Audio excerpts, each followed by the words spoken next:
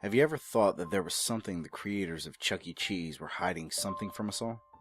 Or have you ever found something to be off about the place? Even the creepy robotic mascots that danced on stage?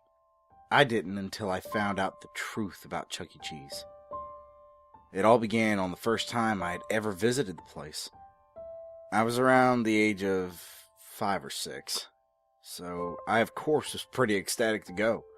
Seeing all those commercials of kids eating pizza and running around without a care in the world on arcade games and on the play structure made me almost get down on my hands and knees to plead and beg my mom to take me. After finally getting her to break, she took me. I was the happiest kid in the whole world. My mom drove me over just a few hours before evening, so maybe around 4:30 or so.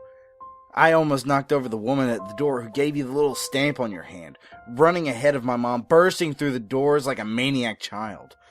Eventually, I was stamped and literally screeching as I ran around to all the games and playsets. After a bit, I stumbled on over to a game, like whack-a-mole but with sharks, right by the staff-only room. One shark-whacking minute later, I'd won the game. Before I could squeal in success and collect my tickets, my ears caught the sound of something very strange going on near the staff-only room. I could only hear someone say, "Test 15 on mutilated rat results in angered behaviors such as throwing desks and scientists at the wall." I then began to wonder what in the world they could be talking about. Maybe they were making a new game. Being so young, I had no idea at all what was actually going on in there. Being curious and feeling a bit interested, I pressed myself against the door and listened in as carefully as a 6-year-old could. I could hear them snapping at each other. Things like, "What are we going to do with this beast?" and "Get it away from me!" A mumbled shout poured over whoever was in there and replied with a louder, "We can't just kill that thing! It's a beast version of our mascot!" The talking stopped.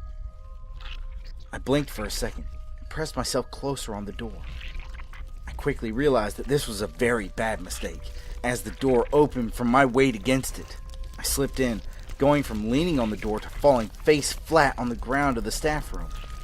Immediately, footsteps trampled over to me, hands grabbing at my arms. I was out like a light in a few seconds, and I still don't know what the hell they did to do that. I woke up slowly, my eyes feeling heavy and my body feeling weak. In some weird interrogation room.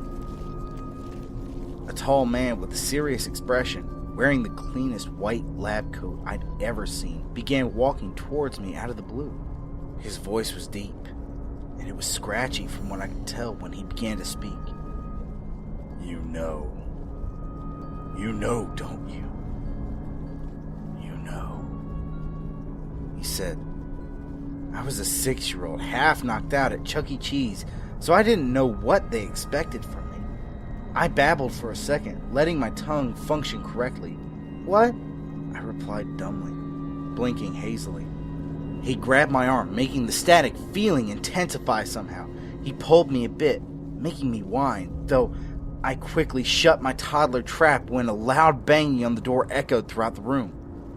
Naturally, me being so young and clueless, I screamed, thrashing around. The man let go of me, snapping at me to shut my mouth. Forgetting about almost everything, I thrashed around some more, slipping out of my chair. I kicked my legs, going into the corner of the room. I screamed again, banging my foot against something, making a loud metal clank against my foot. I twisted around and whined down at an air vent. I kicked it again out of scared, hot anger. With another loud scream and clang, the metal front popped off. Again, letting out a shriek when I heard the man stomping towards me out of the noise of clawing metal and banging. I scooted inside, spitting at him. I was scared half to death. I mean, what was I doing here? Where was my mom? He swiped at me for a moment, but quickly pulled his hand back. There was another loud bang, and the man stepped back. Using my tiny little hands, I grabbed the air vent's door and pulled it back, pressing it on the door, just in time. A piercing hiss was followed by a shout from a stranger, and the loudest bang on the door. I crawled back, scooting back into the vent. I had to leave. Even being so young, I knew I was in trouble. I hastily turned around with a bit of a struggle, slowly crawling down the vent. A loud, manly scream echoed through the vent, being followed by more. They were in unison with the sound of cracking and tearing. I got out as fast as I could. A small light was around the corner after a few minutes, and I stomped on it. The opening of the vent easily popped open. Man, they really weren't paying attention to how tightly they were screwed on, were they?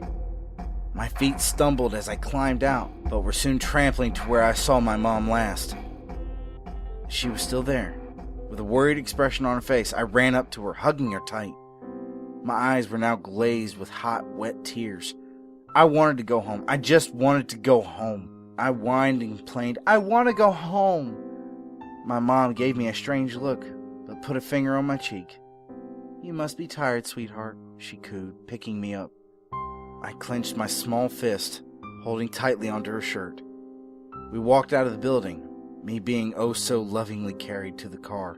A distant whir of sirens in the distance became a bit louder and louder, and police cars pulled into the large parking lot and skidded to a halt in front of the once amazing and fun Chuck E. Cheese.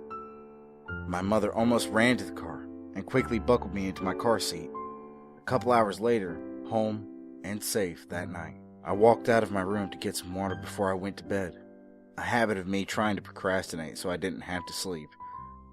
And my mother was watching the news. The reporter was talking about some kind of mutated rat coming out of Chuck E. Cheese and disappearing down the alleyways. So what happened to the real Chuck E. Cheese, God only knows.